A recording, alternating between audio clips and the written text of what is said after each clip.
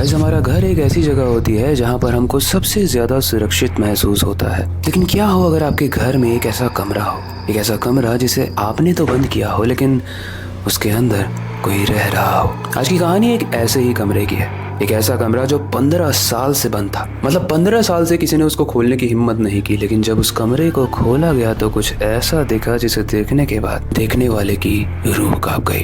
And इस कहानी को जानने के बाद शायद आपके साथ भी ऐसा ही होने वाला है। इसलिए मेक श्योर करना कि अगर बहुत ज्यादा रात हो गई है तो आप इस कहानी को इग्नोर ही कर दो, अगर आप हॉरर फैन नहीं हो तो। लेकिन अगर आप हॉरर फैन हो तो वीडियो को आगे बढ़ाते हैं। लेकिन उससे पहले हेलो गाइस, मेरा नाम है अविनाश कुमार और आप देख हॉरर स्टोरीज। गाइस, 2009 में एक मुंबई की पुरानी बिल्डिंग थी। एक बिल्डिंग जिसका नाम था आनंद महल और इसमें लगभग 8 फ्लोर्स थे। और उसी बिल्डिंग में एक फ्लैट था जिसका नंबर था फ्लैट नंबर 404। अभी जो 404 रूम नंबर है, इसमें एक फैमिली रहा करती थी। एक फैमिली जिसमें विक्रम अंकल थे, उनकी वाइफ मीरा थी और उनकी एक 8 साल की छोटी सी बच्ची थी। अब वो जो फ्लैट था वो 3 BHK का था, लेकिन उसमें एक कमरा था जो हमेशा बंद रहता था। अभी जो विक्रम अंकल जब इस 404 रूम नंबर में शिफ्ट हो रहे थे तो उन्होंने ब्रोकर से पूछा भी था कि ये रूम हम यूज नहीं कर सकते क्या। तो ब्रोकर बोलता है, सर अगर 3 BHK में तीनों रूम आपको अवेलेबल चाहिए तो मैं आपको एक महंगा फ्लैट दिला सकता हूँ। लेकिन बजट कम था विक्रम अंकल के पास। तो उन्होंने बोला कि नहीं नहीं ठीक है, ये बंद रहने दो, बट इसमें क्या है, कुछ खराब चीज तो नहीं है ना। तो ब्रोकर बोलता है, नहीं सर, इसमें पुराने सामान पड़े हुए हैं, पुराने मालिक के, उनको जब लगेगा तो वो ले जाएंगे, इसमें कुछ है।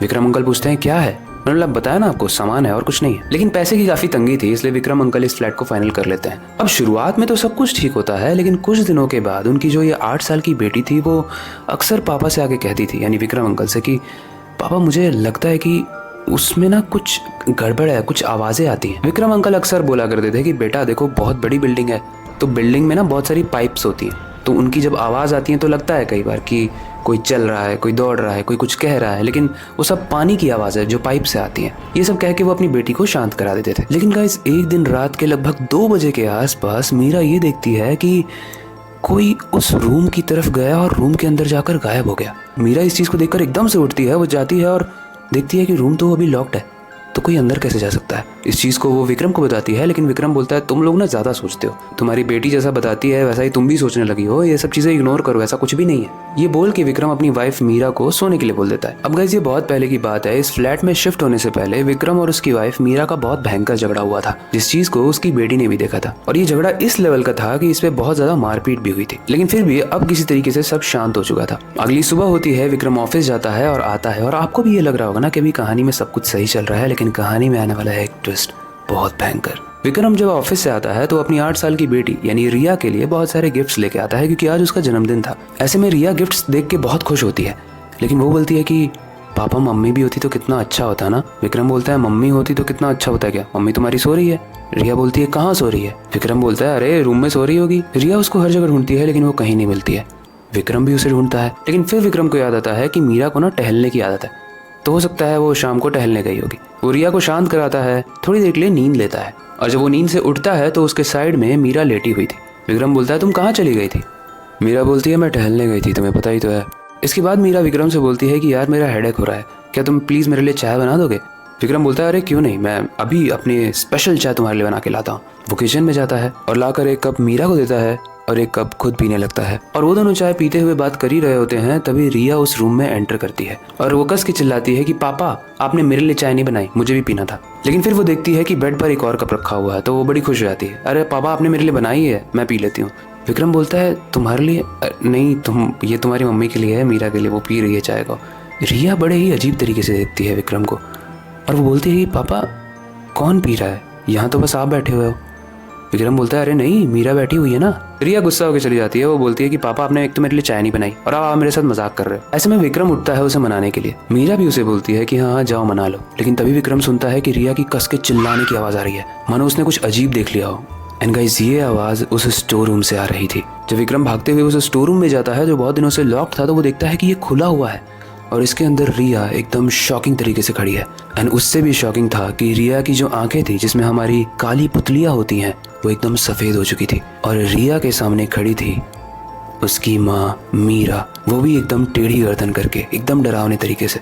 विक्रम बोलता है मीरा तुम तो अभी रूम में थी, तुम यहाँ क्या कर रही हो और इस तरीके से डरा क्यों रही हो रिया को। लेकिन गाइस वो जो मीरा थी वो कुछ नहीं बोलती है, वो गायब हो जाती है, रिया नीचे गिर जाती है और विक्रम तुरंत उठा के अपनी बेटी को हॉस्पिटल ले जाता है। जब वो हॉस्पिटल जाता है और पूछता है कि क्या हुआ है इसे, तो विक्रम बताता है कि मेरी वाइफ बड़ी अजीब हरकतें कर रही थी, वो आके मेरी बेटी को डरा रही थी। ऐसे में डॉक्टर को शक होता है विक्रम पे कि ये क्या अजीब बातें कर रहा है। इसलिए डॉक्टर कहता है कि मुझे आपकी वाइफ की कुछ रिपोर्ट्स चाहिए, आप उन्हें ला सकते हैं यहाँ पे। विक्रम बोलता है अरे क्यों नहीं सर, मुझे भी लग रहा है कि मेरी वाइफ को कुछ प्रॉब्लम्स है, तो मैं लेके आता हूँ उसको। लेकिन जब विक्रम घर पे जाता है तो उसकी वाइफ कहीं भी नहीं थी।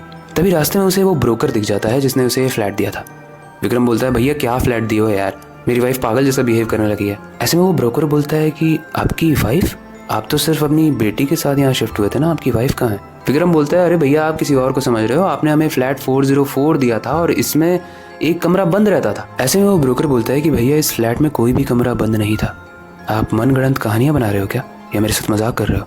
विक्रम को लगता है कि उसके साथ कुछ अजीब चीजें हो रही है, तो वो पहले साइकेट्रिस्ट के पास जाता है और वो उसे सब कुछ बताता है। लेकिन जब वो साइकेट्रिस्ट को सब कुछ बता रहा होता है तभी उसे याद आ जाता है कि इस फ्लैट में शिफ्ट होने से पहले मीरा और विक्रम की लड़ाई हुई थी और लड़ाई का रीजन सिर्फ एक ही था कि इस रूम में जो तीसरा कमरा बंद है उस कमरे को ना खोला जाए। लेकिन विक्रम ने मजाक मजाक में खोल दिया था उस चीज को। एंड इसके बाद विक्रम ने देखा था कि उस कमरे में से कुछ निकला जो उसकी बीवी में लग गया। उसकी बीवी ने उसके बाद विक्रम को मारने की कोशिश की एंड सेल्फ डिफेंस में विक्रम ने अपनी बीवी को चाकू से मार दिया। अपनी बीवी को मारने के बाद वापस से उसने अपनी बीवी को इसी कमरे के अंदर बंद कर दिया हमेशा के लिए। एंड गाइस ये वही कमरा था जो 15 साल से बंद था। ऐसा माना जाता है कि एक हॉन्टेड कमरा था और इस कमरे को कभी भी किसी ने नहीं खोला था। उसका रीजन सिर्फ एक ही था। लेकिन मजाक में खोला हुआ ये कमरा कब विक्रम की वाइफ की मौत बन गया उसे पता भी नहीं चला। और ये सारी ही चीजें विक्रम को तब याद आई जब वो साइकेट्रिस्ट के पास अपनी दिमाग की हालत बताने गया था। और जब उसे ये बात याद आई तो उसे सबसे ज्यादा डर इस चीज का लगा कि अभी तक उसकी वाइफ जिंदा है ही नहीं। मतलब चाय बनाना या फिर अपने बेड के साइड में अपनी वाइफ को लेटा हुआ देखना, ये सब कुछ उसके दिमाग का खेल था। और तभी शायद रिया पूछ रही थी कि आप किसको चाय पिला रहे हो, मम्मी कहाँ है, मम्मी होती तो अच्छा होता मेरे जन्मदिन पे। ऐसे में साइकेट्रिस्ट कहता है कि देखिए सर, मेरे पास जो भी पेशेंट आता है मैं वो सारी चीज़ें कॉन्फिडेंशियल रखता हूँ। यानी आपने जो भी ये क्राइम अपना बताया है इस चीज़ को मैं पुलिस को तो नहीं बता सकता, लेकिन मैं आपसे ये सजेस्ट करूँगा कि आप खुद जाके इसे पुलिस को बता दो ताकि आपके अंदर ये जो गिल्ट है ये ख़त्म हो जाए। और ये क्लैरिटी रिया को भी ज़रूरी है कि उसकी मम्मी अब जिंदा नहीं है। और प्लीज़ आप जितना जल्दी हो पाए उस फ्लैट को छोड़ दो। इसके बाद माना जाता है गाइस कि विक्रम अपनी बेटी को लेकर एक दूसरे शहर शिफ्ट हो गया। उसने पुलिस को भी बताया और सेल्फ डिफेंस में ये सारा काम करने की वजह से उसको बेल मिल गई। लेकिन आज भी वो ये चीज़ रिग्रेट करता है कि उसने उस रूम को क्यों खोला।